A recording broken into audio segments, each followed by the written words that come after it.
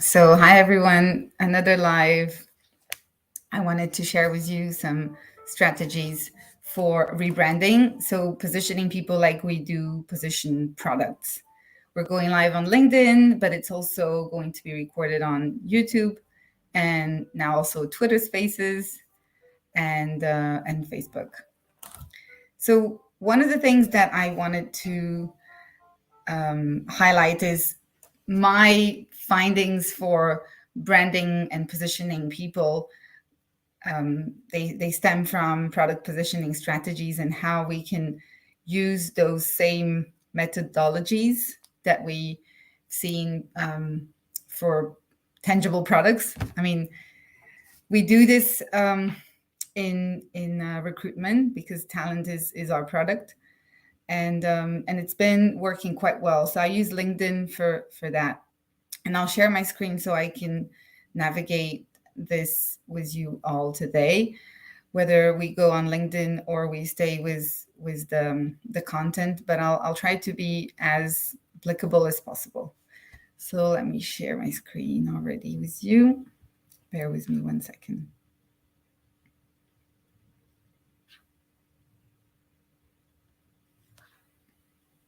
All right. So you should be able to see what if we rebranded, and what if we used product positioning strategies for that matter. So the first step here is going to be, I think, knowing your values, and I'll give you the option to choose them if you haven't yet gone through the exercise of selecting your values. You should be able to pick 10 from this list, and this is not a comprehensive list. I guess there's more than what's listed here, but if you're able to pick what is most important for you, a lot of the times this is going to be quite revealing and helping people understand, are you putting yourself first or putting others first, or do you manage to find a balance between the two?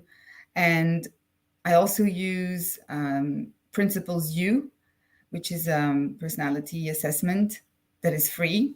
It takes 30 minutes to take it. So if you go on principlesu.com, you should be able to take it. And the results are really, they help you understand your strength, and they are super precise. Your weaknesses, your strength, but also how you interact, how you are perceived. All of this will help give you confidence in who you are, who you want to be. So this is for, I think, the first step. It seems a little bit simple, but I think a lot of people could benefit from knowing their values and what matters to them first. And then the second step of the how, like what are we measuring when we look at talent? So when we look at talent, I would say my assessment. So if I'm going to show you, hold on, let me just open here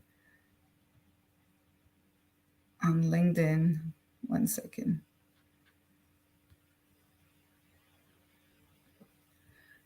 It's not listed here. Well, let me show you how we measure talent on LinkedIn. I'm going to stop sharing this screen to share you my LinkedIn. So there's many ways to examine talent on LinkedIn. I'm going to use my profile as an example. So bear with me 1 second. If I'm using my profile, what are we assessing? So titles is definitely part of, here, 1 second. How long you stay in your roles. Industry switches. Bear with me. Yeah, so if we're looking at Rebeca, okay, let's see what she's up to. She's been in this company for 2.5 years in the same role. Ideally, it's great if you have been like changing roles every 2 to 3 years in the same company. We like those reliable profiles. Staying true to your industry. So I've stayed pretty much consistent with my HR industry. And also it's lovely when we see that there's like a progression, an elegant progression of roles. So she started off here in recruitment, and then she was building, into technical recruitment, and then she went into executive search. So there's a natural progression. It's not like she's moving jobs to constantly get into lateral moves. We can see that there's a natural evolution, and then finally she put together her firm and she became a founder. So I think people do notice this. HR leaders will look at that. They will look at how long you stay, how often you move up the ladder within the company, within the industry. They will consider changes of country. So in my case, I've moved country a bit. So starting with Brazil, and then I moved to London, and then I took risks. I took a chance. I went to San Francisco, and then Switzerland. So all of this matters because we see that these are profiles that are cross-cultural and perhaps also cross-functional. So if we're trying to assess the appetite for risk, we look at how often people move countries, if they move at all. So this is one of the measurements. And of course, the title, the current title that you have, in my case today, as a founder of Talent Factory, if I were to apply for a job now, it should be a job that is somewhat similar to the same function that I have now, right? If it's, I don't know, I could be, applying to a job in sales, for example, then maybe I would tweak a little bit the current job that I have today to say founder and sales exec, for example, so that I would fit more easily the job that I'm planning to apply for. These are some of the measurements. There are more measurements out there to evaluate whether or not your profile is solid. Keywords are important if I'm looking at so my current keywords right now, they are helping me fall within a certain category of people who are looking for example, matchmaking or reverse recruitment or executive search or outplacement. So all of these define me, and it's better for me if they are in my headline, if I want to be found more easily. I also added turning the odds in your favor, which is kind of the purpose that I find for myself. This is how I contribute. This is how I add value. So going back, let me just share with you some of the other so how we optimize titles. I think one of the things that I find important, and I don't think a lot of people do this, it's to be a bit more specific about your titles.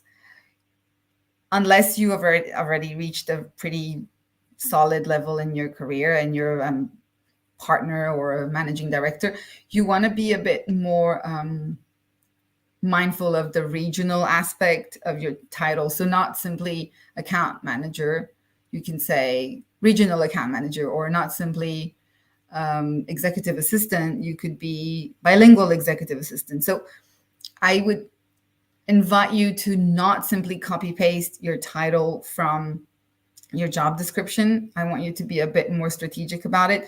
And also be mindful about the fact that whatever job you're applying for, if you don't hold that title today, it's going to be harder for you to be selected for the interview process. When it comes to skills, we want to see hard skills.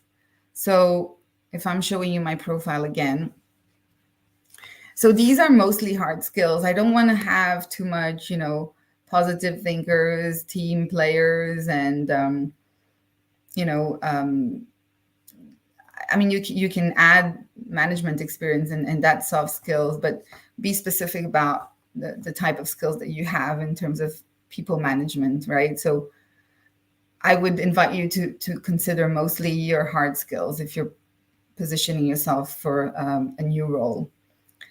Recruiters have less patience, I would say, in general, with soft skills, and they're not necessarily valued the same way everywhere. Sadly, I know.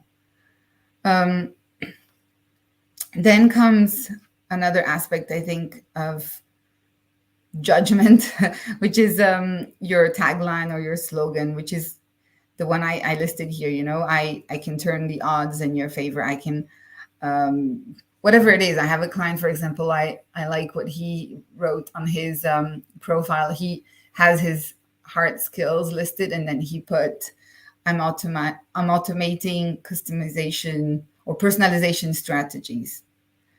So I'm making this, I'm automating it, or I'm digitalizing it. So this tells me a lot. This is cross, it can go in different industries. It translates across many industries and regions, this kind of skill, this kind of promise. He's bringing a solution. He is translating all of his hard skills into something that is tangible enough for me to be excited. Okay, tell me more about that. How do you automate personalization strategies? Well, I do it with, I don't know, and then he can tell me about his tools, project management, or I don't know, I do it with my design thinking approach. I do it with my customization strategies that I've developed, or my innovation framework. Okay, well, that's great, but tell me when. So then you can give an example to that. Well, let me tell you when I did this for a specific client, and then you can go deeper into that explanation every time, a little step into the detail. But I think when you're describing yourself, whether in an interview or on your CV, on your profiles, you want to be a bit more general and slowly bring people in, let them discover you. So in terms of profile picture, I mean, we can go there. I don't want to spend too much time on that, but there are different ways to position you. I would say most people don't really know what they're doing when it comes to profile picture. And I'll tell you why, and I'll give you some examples of what I mean by good positioning. So I'll share my screen to give you an idea first of the colors that I think are important. So for those of you who don't see my screen, I'll mention the colors, and then. So we know that there are colors that sell more than others. Red, pink, and yellow are the top three. They have high conversion rate. And that just means that people click on this, on these colors more often. They buy products that are packaged in these colors more often. These are the kind of colors that will stand out and be, will be a lot more websites, landing pages, logos, brands are going to bet on these colors. And I think it's important also to mention that industries have colors. So let me just show you how this is all laid out. I'm just going to share these slides here with you as I present this.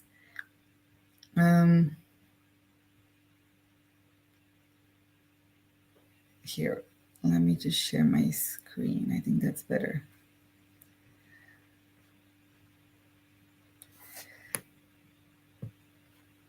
Bear with me one sec. I'll just go and fetch it. So when it comes to, insurance is going to be red, pink is going to be breast cancer, yellow, orange, sporting good, retail, purple fintech, blue banking, because purple is the new blue. White is medical and all things healthcare. Beige farming, agri-tech, and brown. Black and white luxury, and then you'll have green for cannabis. Why does this matter? Well, it's just to illustrate my point that colors have a place in branding and how you dress yourself, how you dress your profile. Industries have colors, brands have colors, and you can ignore it or you can use that to your advantage. Also, I think it's important to mention when it comes to colors that you don't want to be betting on patterns. So it's the plain block of color with no patterns that we would be using. So no flowers, no squares, no nothing, just plain color. And like I said, yellow, red, pink are the top. I know that they're not very masculine colors. I get that a lot. But you can go for purple, you can go for orange, you can go for light blue. This is always better than black. If you go with black, then at least make sure it's black and white. You can be inspired by people like Karl Lagerfeld, for example, who did that really well.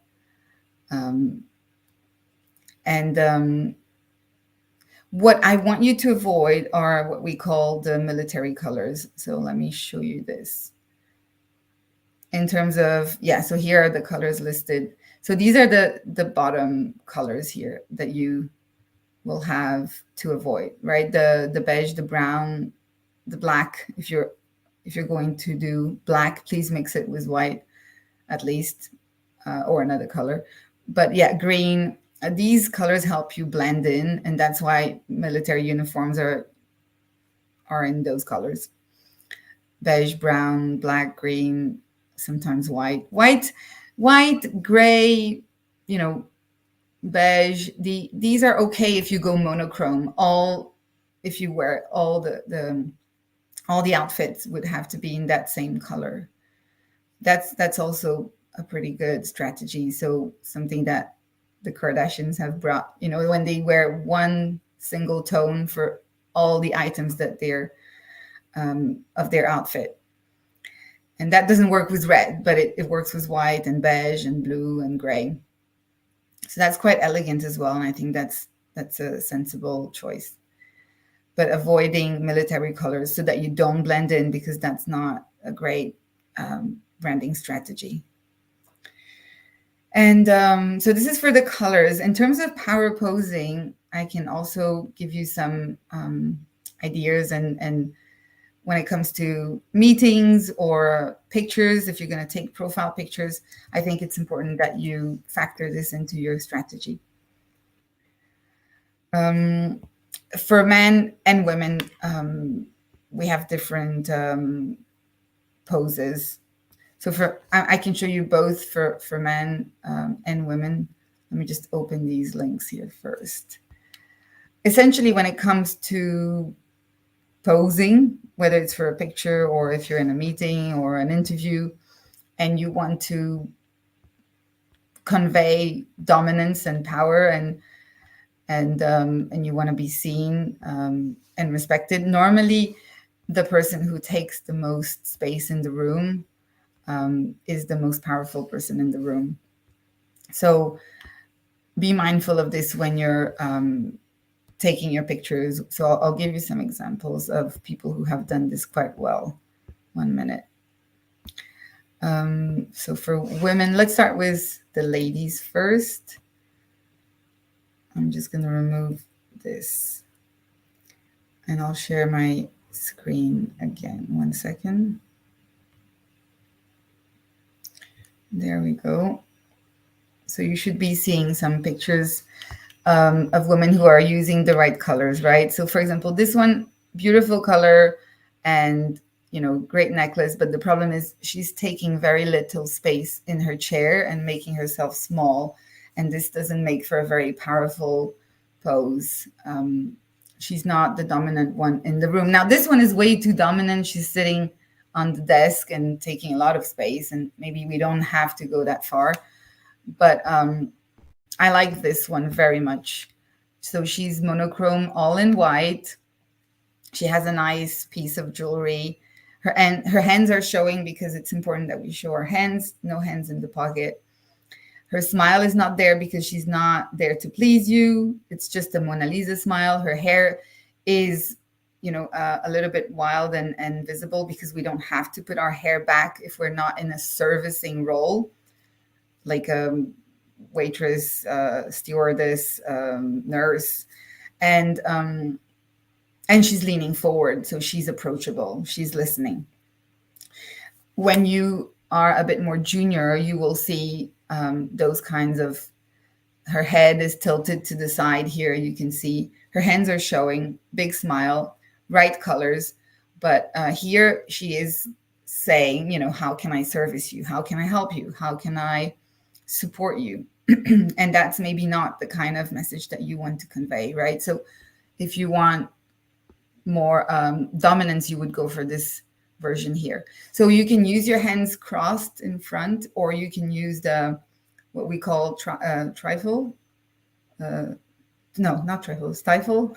It's the Angela Merkel pose. Her hands go like this, like the thinker. And that is also a good way to position your hands. Elon Musk is doing this quite often in his interviews now, I've noticed. And you have some other positions that are quite good. I mean, this is the typical LinkedIn pose, arms crossed and head tilted to the side, and your body is a little bit not directly facing the camera, but a little bit angled to your best side. This is good. This is competent. You will see, I mean, I can share these links with you. Some people will mix things up, jeans with pearl necklace. So she might be conservative, but also working in a startup environment, trying to keep it cool. Hair is not tied back because I don't have to. But it's important, I think, that you show your hands and have a pretty sober look. A big smile is not necessary unless you're looking to please. So for the ladies, I mean, there's some good ideas here that can be, and no patterns. You can see very few of them will have patterns. If you're going with black, then make it a special black with texture, with shine, with here. I think this is also pretty interesting where you have the black background, black outfit, and only then your hands and face will come out. So it's beautiful, but I don't know how dominant it is. It's very elegant, but it's not necessarily powerful. And here you look at her and she's smiling, crossing her arms in front of her chest and also crossing her legs. So this is very protected. So she's not dominating anything. She's protecting herself. The only wild part, I think, it's the hair in this case. Her hair is saving the picture, I would say, because it's giving away that she has a bit of fire. Now for men, it's a little bit different. The watch does matter a lot. Let me tell you a little bit more about manly poses. I'll share my screen 1 second. For men, they have an advantage. They can open legs, open arms, position their watches in a strategic way. There we go. You should be able to see my screen. So here you're going to have some pretty good poses. I think this one, yeah. So this is the Angela Merkel hands right here. And this is the CEO, pose, right? I don't need a tie. I don't need a smile. Ideally, you should be able to see the watch. but I still need the jacket, and I'm thinking about everything. But I'm leaning forwards. I'm approachable. I'm not agreeable, but I'm someone that is available, and looking intense into the camera. No glasses. Um, yeah, no hands in the pocket. I'm all in. And I like the black background because then it highlights much more his face and his hands, right? The contrast. And if we're looking at other manly poses, Leonardo DiCaprio is doing pretty well here, I think, taking a lot of space in the room with his open legs, open arms. Very intense look. So this is the look that usually you see on Pierce Brosnan when he's very focused, almost like he's looking to the sun, and his eyes are gonna be a little smaller, in that I am only seeing you and nothing else. I'm ultra focused. There's no distraction. You're the most important person in the room. And that feels really, it's very captivating for the audience, this kind of look.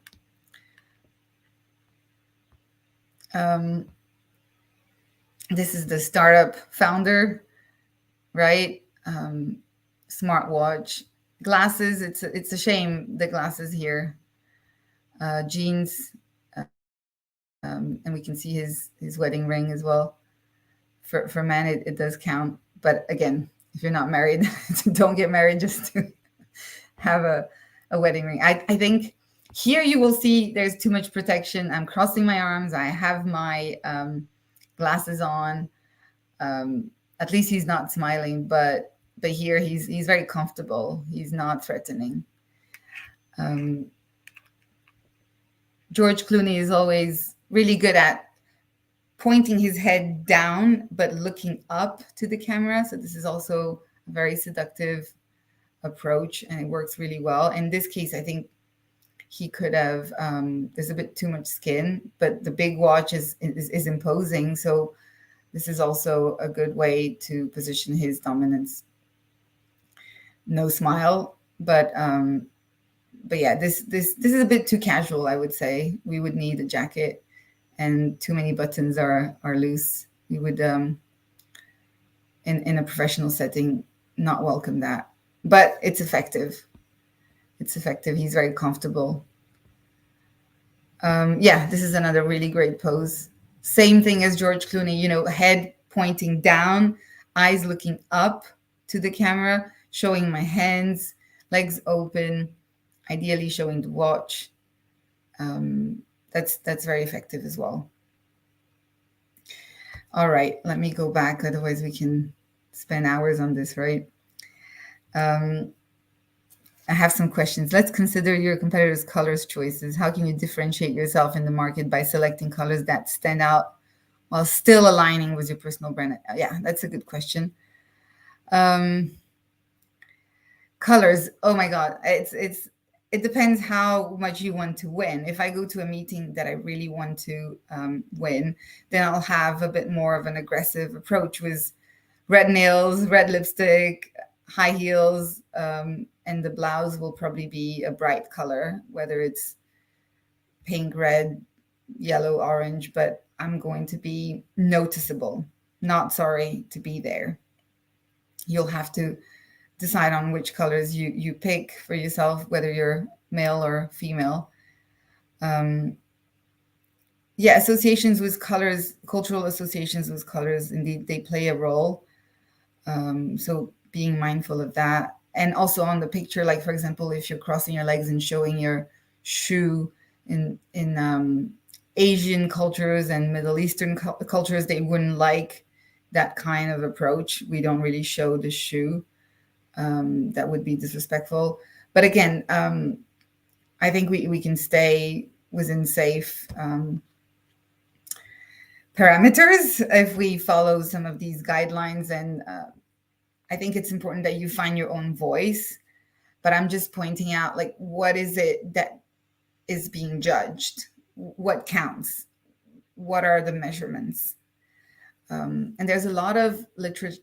I mean, there's many books about the topic that you can read, and I'm happy to share some with you. But Vanessa Van Edwards talks about this when it comes to body language. Oh, there's I think 3 or 4 authors that I can think of that have been inspiring in that realm. So I can certainly send you that together with these links to these profile pictures examples. Background. Okay, so background on your LinkedIn profile. Like, what are you gonna use as a background picture? I really like what Jim did. He's a chef, but he's also a product development specialist. So what he did with his profile was really interesting. I can share my screen so you can see what we were building in terms of his brand. I liked how this played out. So my promise is that I'm scaling sustainable culinary innovations, and I can do that in any company and any job, pretty much. Not in any industry, because I'm in food. This is me. I'm a chef, but I'm not looking like a chef. I look like a product development um, specialist, which is what he is. He's also a chef, but I didn't want to portray him as a chef. And this was a really great, I think, strategy for us to. I'm really proud of your profile, Jim, and I keep sharing it because I think you really convey what value you bring to the table very clearly. When people go to your profile, it's easy for them to figure it out. Oh, okay, fine. You're scaling culinary innovations in a sustainable way. Got it. And this is a great conversation starter that we built from his hard skills and his values. So this is an ideal background, right? When it comes to followers on LinkedIn, you can have infinite followers, but you can only have up to 30,000 connections. So you need to be mindful of that. You have to be somewhat selective with who you add to your LinkedIn profile as a connection, as a friend. But anyone can follow you. You can have infinite amount of followers. So, I mean, this is the most important or urgent or basic aspects of rebranding, I would say, when it comes to positioning your brand as your picture, as your image, but also how you talk about yourself, so that people can quickly grasp what you are and what you do and what value you bring to the table. If people cannot quickly perceive your value and what use you have, it's going to be harder to engage them, right? Because then they can easily go to the next profile.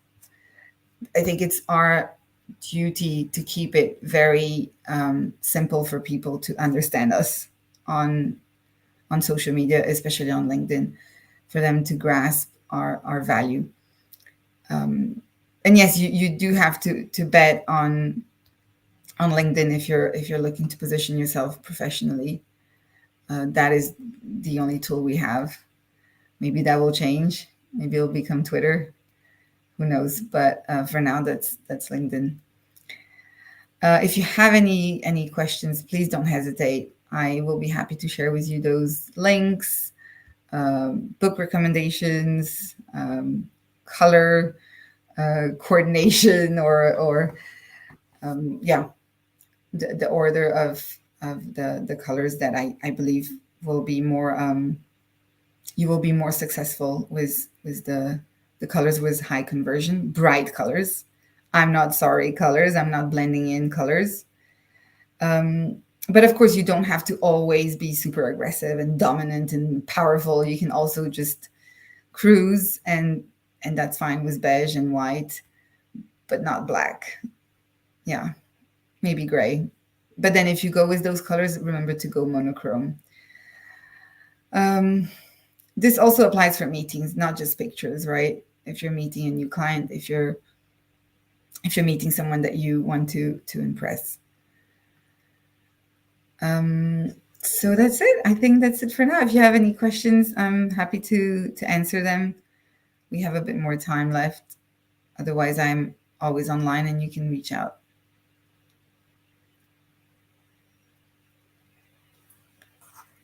I'll wait a few more minutes and then we can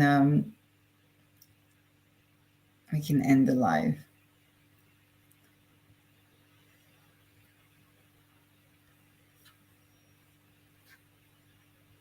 Okay, well, thank you so much. Thank you for coming, Mikey. Thank you, David, Stavros. It's always good to see you, and I'll see you next week. Bye.